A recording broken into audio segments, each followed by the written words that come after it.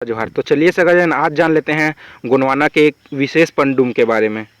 अखा तीज अर्थात अक्ति। अखा तीज, अक्ति, बैसाख तीज भी बोलते हैं उसको। पंडुम विशेष आदिवासियों की रूढ़ी प्रथा, संस्कृति एवं जीवन दर्शन प्रकृति पर आधारित होती है। प्रकृति में मौसम के अनुसार जो बदलाव होता है उसी के आधार पर उनका तीज, तिहार, पंडुम मनाया जाता है। मौसम के अनुसार वाद्य यंत्र बजाए जाते हैं, लोकगीत गाए जाते हैं। इसलिए आदिवासियों की पहचान प्रकृति पूजक व प्रकृति के रक्षक के रूप में होती है। जब दुनिया में घड़ी व कैलेंडर का आविष्कार नहीं हुआ था, लोग पढ़े लिखे नहीं थे, तब भी आदिवासी समुदाय प्रकृति में होने वाले बदलाव को समझते हुए अपना हर एक कार्य सही तिथि, दिन व समय में किया करते थे।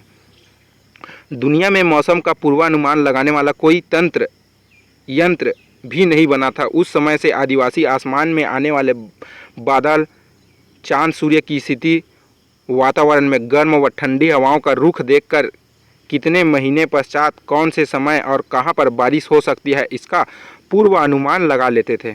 जंगलों में आने वाले फल, फूल, पत्ती, जीव जंतुओं की गतिविधियों को देखकर यह अनुमान लगा लेते थे कि इस वर्ष कौन सी फसल अच्छे से होने वाली है।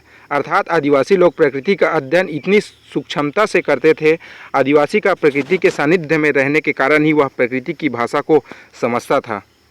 वह प्रकृति से उतना ही लेता था जितना उसकी आवश्यकता है। वह जल, जंगल, जमीन, हवा, चांद, सूर्य व आसमान आदि की सेवा करता है, इसलिए उसको नुकसान पहुंचाने की भावना उसके मन में कभी नहीं आती है।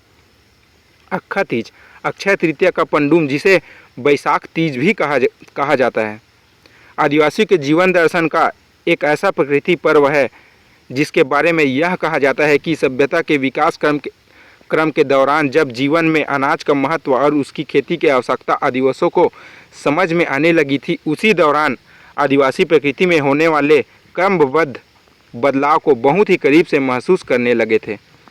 उस समय मौसम में ऐसा परिवर्तन हुआ था जो कि एक निश्चित समय अंतराल के बाद दोबारा हुआ था। यह परिवर्तन लोगों को खुशी दे रही थी। उसको ऐसा लग रहा था जैसे बारिश आने वाली है, वर्षा काल से पहले। यह अनुभव उसके लिए प्रकृति में प्रतिवर्ष 12 माह में एक निश्चित समय अंतराल के बाद होने वाला प्राकृतिक चक्र था। फिर सभी ने मिलकर प्रकृति से अच्छी बारिश की कामना करते हुए उनकी सेवा भाव से अर्जी विनती किए। उस समय उन्होंने अपने प्राकृतिक खेती के ज्ञान को नए सिरे से परीक्षण करने का सोचा।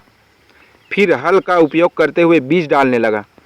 प्रकृति के प्रति मन में यह सेवा भाव लिए हुए कि अच्छी बारिश के साथ हमें इतना अनाज देना कि अगले साल इस दिन के आने तक हम सब परिवार के लिए अनाज पूर जाए। इस प्रकार बारिश का मौसम भी जल्दी वह समय पर आ गया था। फिर इस प्राकृतिक काल चक्र का उन्होंने अपने पारंपरिक ज्ञान से लेखा जोखा भी रखना सीखा। कहीं कहीं इसका लेखा जोखा पत्थर में लाइन रेखा बनाकर रखने लगे।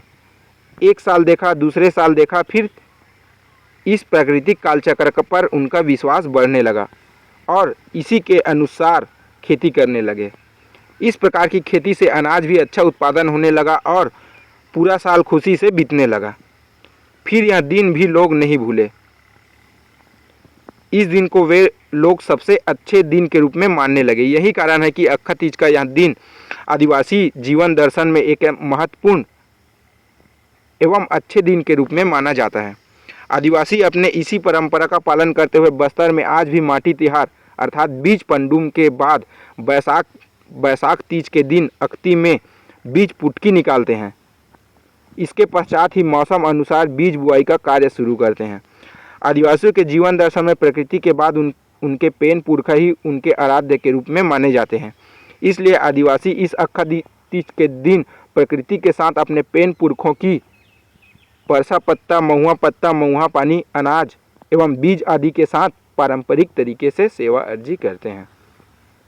कोसो होड़ी लंका कोट कहते हैं कि अक्ति का सीधा मतलब अखरना, बीज बोकर अंकुरन करने की परंपरा ज्ञान की आरूढ़ विधि ही अक्ति है। मुख्य फसल की बुआई हेतु मानसून की पूर्वानुमान पुरखों की आरूढ़ ज्ञान विधि से प्राप्त कर उनके प्रति सम्मान से सेवा अर्पित करते हुए नव प्राकृतिक फलों की प्रथम उपभोग कर मनाया जाने वाला परंपरागत जनजाति बाहुल्य समुदाय आधारित गांव के सभी समुदाय के लोगों द्वारा यहाँ अक्ति तिहार अरूढ़ ज्ञान पर मानसून पूर्वानुमान द्वारा उत्कृष्ट बीज चयन कर उपचार अंकुरन करने का तिहार है। बैसाख ललेंज कोयतुर अरूढ़ के अनुसार अक्ति तिहार से मानसून पानी गिरने की तिथि ज्ञात कर बिज्जा पंडुम नेंग बनाकर खेतों में जैविक गोबर खाद को खेतों तक निकालने का समय होता है। अक्ति के दिन के बिहाव की परंपरागत वैज्ञानिक पृष्ठभूमि पर कोसो होड़ी दादा कहते हैं कि अक्ति की महत्वपूर्ण तिथि के कारण ही कोयतुर मूल बीज देशहा समुदाय में इस दिन की बिहाव को अति उत्तम माना गया है, क्योंकि माटी तिहार अक्ति तिहार की मूल वैज्ञानिक कारण ही मानव समुदाय की निरंतरता को बरकरार रखने के साथ उत्कृष्ट बीजों की परंपरागत आरूढ़ विधि से उपचार कर उचित मौसम में अंकुरन हेतु रोपित करने हेतु माटी आया पुरखा पेन में अर्पण समर्पण कर रोपण की अनुमति विधि है। अतएव मानव समुदाय की वंश वृद्धि के लिए भी बिहाव नेंग मंडन नेंग को अक्ति तिथि को उत्कृष्ट माना गया है, ताकि उस समुदाय की वंश वृद्धि उत्कृष्ट हो सके। परंतु कालांतर में इसी परंपरागत वैज्ञानिक आधार से परे होकर लालची कुछ व्यक्तियों के द्वारा नाबालिग किशोरों की विवाह करना चालू कर दिए।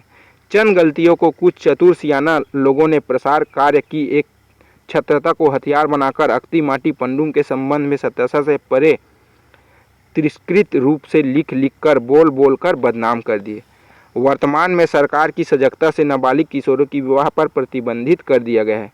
इसलिए हमें हमारे पुरखों की आरूढ़ रूढ़िजन्य पंडुम की वैज्ञानिक आधारों को अध्ययन करते हुए अपनाने की जरूरत है। तभी हम प्रकृति में अच्छे फसल व वंश को संरक्षित संवर्धित रख सकते हैं। तिरुमाल पवन नेताम दादा ने बताया कि हमारे सियान लोग चंदा जोनी उजर देखकर ही माटी तिहार मनाते थे और बीज डाल देते थे, और जिस दिन बीज निकाले मतलब तिहार होता था वही अक्ति है। हेमंत बस्तरिया दादा के अनुसार माटी तिहार बीज पंडुम के बाद अक्ति के दिन इधर गांव-गांव तरिया डोबरा के सामूहिक मछली छींचा जाता है, जिसे सीजन के आमा चानी के साथ टपका रांधा जाता है। मोहन पोयाम जी कहते हैं कि हमारे यहाँ बीज पंडुम माटी तिहार के साथ गांव की जिम्मेदारी या से आम खाने और पहली बरसात पूर्व बीज बोने की अनुमति लिया जाता है। अक्ति में अपने घरों की जिम्मेदारी या से आम चिरौंजी का उपभोग करने की अनुमति लेते हैं, और कई अक्ति के दिन सूर्योदय से पूर्व खेत की थोड़ी सी जगह पे पहली धान बोया जाता है। जमींदारी न्याय के नाम एक मुर्गी का सेवा अर्जी दिया जाता है। इस प्रकार आदिवासियों के यह प्रकृति पर्व सभ्यता के विकास क्रम में हमारे पुरखों के कुदरती ज्ञान की क्षमता को बताता है कि भले ही आधुनिक युग के लोगों की भांति पढ़े लिखे नहीं थे, किंतु प्रकृति में कुदरती व्यवहार को समझने में उनमें अद्भुत क्षमता थी। कालांतर में आदिवासियों की इस गौरवशाली कुदरती संस्कृति में भी बाहरी संस्कृति के संक्रमण का बहुत गहरा प्रभाव पड़ा है, जिसका दुष्परिणाम है कि अक्षय तीज का यह प्रकृति पर्व देश के कई प्रदेशों क्षेत्रों में कुरूपित हो गया है, अर्थात अपने मूल रूप से किसी अन्य रूप में मनाया जाता है, जो पूंजीवादी व्यवस्था को बढ़ावा देता है और एवं लोगों के मन में लोभ लालच पैदा करता है।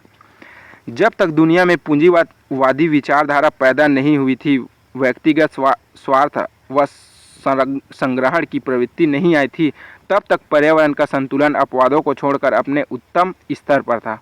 नदियों में 12 महीने पानी रहता था, जंगलों में हरियाली हुआ करती थी, चिड़ियों के चहचहाने की आवाज़ सुनाई देती थी, जंगलों में तरह तरह के फल फूल खिले हुए दिखते थे, नाना प्रकार की जड़ी बूटियाँ मिलती थी, शरीर के आवश्यक पोषक हमें प्रकृति से ही मिल जाया करता था।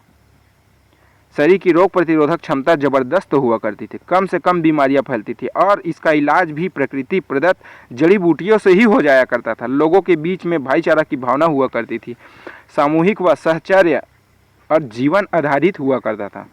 किंतु आज के इस युग में, जिसे विकासवाद कहते हैं, वैज्ञानिक युग कहते हैं, जमाना आगे बढ़ चुका है ऐसा कहते हैं, लेकिन आप स्वयं ही समीक्षा कीजिए कि इस दौरान हमें क्या क्या खोया और क्या क्या पाया है। विकास के नाम पर पर्यावरण और प्रकृति का कितना विनाश हुआ है।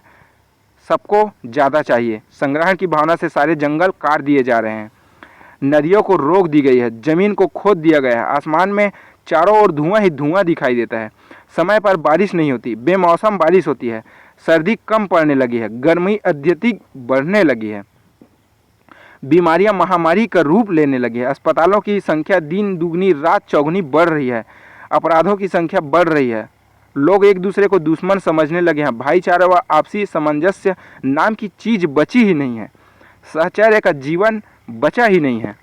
आदिवासी समुदाय भी विकास के इस मकर जाल में दिग्भ्रमित हो रहा है। ऐसे समय व परिस्थिति में अपनी परंपरा को बचाए रखने, अपनी संस्कृति व जीवन दशा को बचाए रखने आदिवासी समुदाय के लिए एक बड़ी चुनौती है। विकासवाद के इस प्रवर्तकों को सोचना भी पड़ेगा कि प्रकृति के साथ खिलवाड़ करते हुए हम सुरक्षित नहीं रह सकते और इसके लिए सिर्फ आदिवासी समुदाय ही जीवन दर्शन ही प्रकृति की रक्षा करने में सहायक हो सकते हैं। इसलिए आदिवासी समाज के लोग अपनी संस्कृति, रूढ़ी, प्रथा व जीवन दशा को बचाए रखने यही हम सबके व दुनिया के हित में है। अन्य समुदाय के लोगों को भी आदिवासी समुदाय से सीखने की आवश्यकता है, उनकी जीवन मूल्यों को अपनाने की आवश्यकता है, न कि उन्हें अलग प्रकार की परिभाषा देते हुए नकारने की आवश्यकता है। झूठे व विनाशकार अहंकारों से बाहर निकलकर आने की आवश्यकता है। प्रकृति का संतुलन बना रहेगा तो हम सब जीवन हंसी खुशी और प्रसन्नता से भरा हुआ होगा। सेवा जोहार, पुरूल जोहार, माटी जोहार। गोंड तोसन कुमार। सोर्स आदिवासी जैस blogspot.com।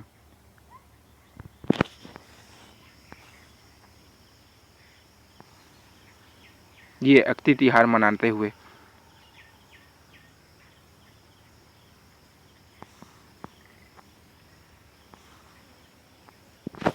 सादर सेवा जोहार सगजन।